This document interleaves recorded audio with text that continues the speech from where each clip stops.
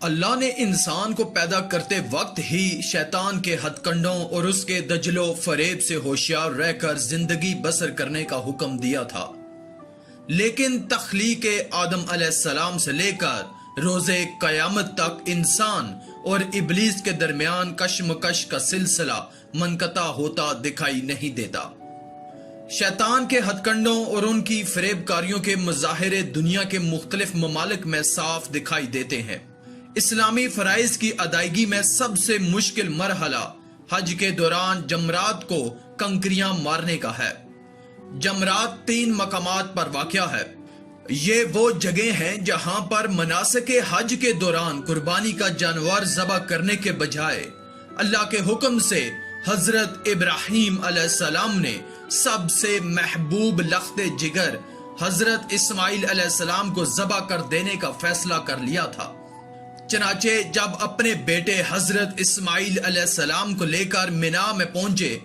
تو 3 مقامات پر شیطان نے حضرت ابراہیم علیہ السلام کو ورغلانے اور بیٹے کی قربانی سے روک کر اللہ کی نافرمانی پر اکسانے کی کوشش کی تھی۔ حضرت ابراہیم علیہ السلام نے ان تینوں مقامات پر جمرہ اولا، جمرہ وسطی اور جمرہ عقبہ پر شیطان کو چھوٹی چھوٹی 7 کنکریاں مار کر دفع کرنے کا اقدام کیا تھا۔ چنانچہ حضرت ابراہیم علیہ السلام نے جب اپنے لخت جگر اسماعیل علیہ السلام کو لٹا کر گردن پر چھری پھیر دینے کا فیصلہ کیا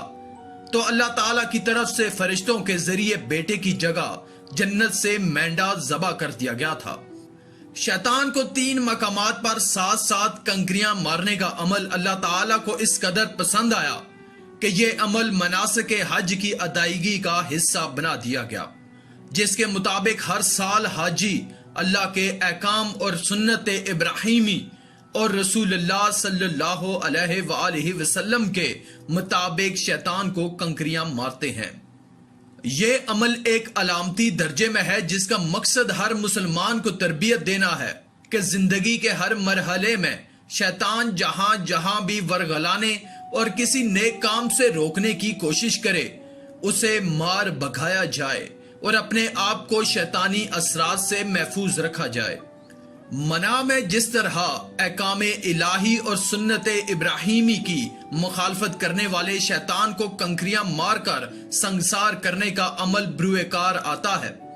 یہ اپنے مخالف اور دشمن کے خلاف نفرت اور حقارت کی علامت کے طور پر ہے۔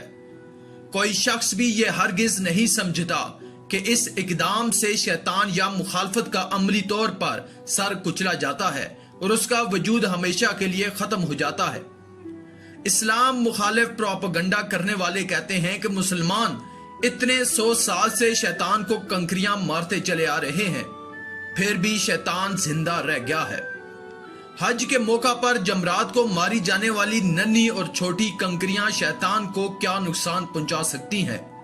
مسلمانوں کو بے نتیجہ کارگزاری میں وقت ضائع نہیں کرنا چاہیے۔ غیر مسلموں کے پروپیگنڈے کا مقصد مسلمانوں کو اسلامی شاعر سے متنفر اور مایوس کرنا ہے، جبکہ اپنے مخالف اور دشمن کو سنگسار کرنے اور اس کی قبر وغیرہ پر بھی پتھر پھینک کر اظہار نفرت کرنے کے واقعات قدیم زمانے سے چلے آ رہے ہیں۔ دنیا کے ہر مذہب اور قوم میں کسی نہ کسی طور میں اس طرز عمل کا رواج رہا ہے۔ جیسا کہ حضرت نوح علیہ السلام کی قوم نے ان کی اصلاح کی کوشش اور احکام الہی کی تبلیغ کے جواب میں جو کہا تھا، قرآن مجید میں ان الفاظ کے ساتھ اس کا تذکرہ ہے: اے نوح علیہ السلام، اگر تم باز نہ آئے تو تم بھی ان لوگوں میں سے ہوگے جو سنگسار کیے گئے تھے۔ گویا مخالف کو سنگسار کر دینے اور اس پر پتھر پھینکنے کی رسم حضرت نوح علیہ السلام سے پہلے سے چلی آ رہی ہے۔ مینا میں بھی شیطانوں کو کنکریاں مارنے کا عمل اظہار نفرت و حقارت کی علامت کے ساتھ ساتھ امت مسلمہ کو عملاً ترغیب اور تربیت دیتا ہے کہ وہ زندگی میں شیطان اور ان کے چیلوں چانٹوں سے نفرت اور حقارت کا مظاہرہ کرتے رہیں اور طاغوتی طاقتوں کے حربوں سے دامن بچانے کی جدوجہد کرتے رہیں۔ نیز ہر وقت یہ حقیقت بھی پیش نظر رہنی چاہیے کہ مناسک حج کی ادائیگی کے دوران مشکل مرحلہ جمرات پر کنکریاں مارنے کا ہے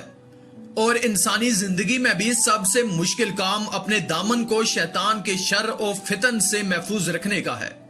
منا کے مقام پر رمی کرنا حضرت خلیل اللہ اور رسول اللہ صلی اللہ علیہ وآلہ وسلم کی سنت اور طریقہ کار بھی ہے،